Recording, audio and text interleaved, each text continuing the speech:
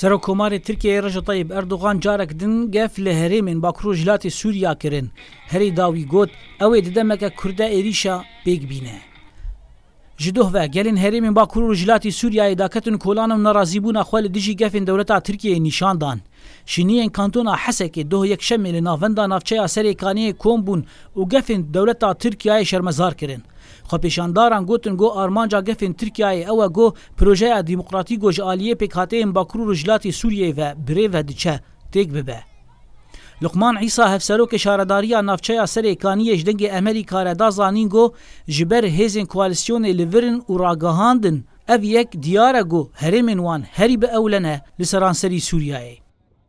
بليش خو انا هي دمك يعني ام كارم بيجم تايبت ما حفظات حتى انا ده شبرجو هيزه كواليسيون جيل فرهنه شبرجو جواك الفرهيه شبرجو صازي الفرهنه شبرجو شنو هاتنه ده كواليسيون الفرهنه دي بيني مثلا تشتيجو اصلا راغانه جي تبيدا كرن وتشتيجو دولت كواليسيون جي بيجن دي بهري دبره ارام السوري دي باكرو جلات السوري او دبره ارام شو يعني تامبا ارام جو تك هات راغاندن 5 كيلومتر حتى 4 كيلومتر هاتن ديتن يعني نبرس جمعهنه نه ایریش جمعهنه ما ایریشی کس کی نکنه به تایبت هم کارم بیجن اوانا گیش هم کارم بیجن دولت اترک خود که حجت شبو در باز داگرگی نمونه هری مزن عفرین بو بازار ما آرام دیاد شیدانم دیا شورشم دیا بیریدارم او برخواه فدیناکه او به من نکنه او نه تهدید آمده او نه شورا بکه ام گل هم بر ویساکین نه ام سربستن ام روجاوا آمه مبخونا شهیدان آوا کری.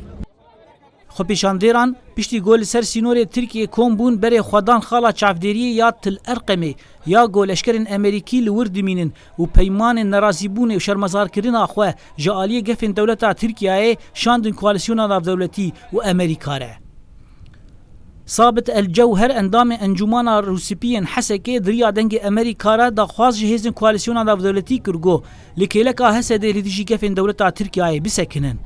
ام جه هزین کواليسيونا نبنتويين كو پشتگیری دان هزین سوریا دموکراتیکین کو خلک هریمین باکور و رجلات سورینه لدیجی تروری دخوازن کو لکلک و هزی بسکنن جبو کو ریندن اردوغان و حکومت وی دا کو جارک دن تروری درباسی هریمین منکه امی آرامی و اولهیه کو بسای خونا شهیدین ما ین همو پیکاتین باکور و رجلات سوری پیکات بپاریزن لهگر شر لسر مفرز ببه امی برخوا بدن امن ای کومه ترور تیک بر و پاراستنا همو جیهانی کرد شر دجی داعش و جبهت النصر و ارتش آزاده امی پاراستنا خاکا خوشی بکن جبرکو چاره هریداویه.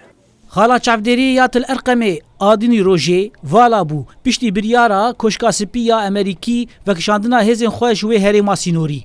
Hêjayê birbîrxistinê got berbanga roja dişemê Amerîka hêzên xwe ji herêmên sînorê vekişand û got hêzên wê di şerê leşkerî yê got Tirkî plana wê li Bakurê Sûriyayê heye bejdar nabe. Biryara Amerîkaya vekişandina hêzê xwe ji ser sînor bû cihê nerazîbûneke mezin li kolana Kurdî li Sûriyayê. Hêjaya gotinê ye jî got îro fermandariya giştiya hêzên Sûriya Demokratîk daxuyaniyek nivîskî bela kir û tê de got tevî kar û xebatên ji aliyê me ve bûn da ku operasyonên leşkerî bi Tirkiye re çê nebin û nerbûna me ji bo avakirina mîkanîzma ewlekariya sînor û pêkanîna erkên got li ser milê me dikevin. Lê hêzên Amerîkî erkê xwe pêk nanîn û hêzên xwe ji herêmên sînorî bi Tirkiye re vekişandin. Niha jî Tirkiye amadekariya operasyonê êrişê bi ser Bakurê Rojhilatê Sûriyê dike. Ev operasyonên leşkerî ya Tirkiye li Bakurê Rojhilatê Sûriyayê dê bandoreke neyînî pir mezin li ser şerê Daişê bike. Her wiha dê xebata salên çûyî navbera hêzên me û koalîsyona navdewletî û aramiya golherêmê hatiye avakirin têk diçe. Zana Umer dengê Amerîka navçeya Serêkaniyê.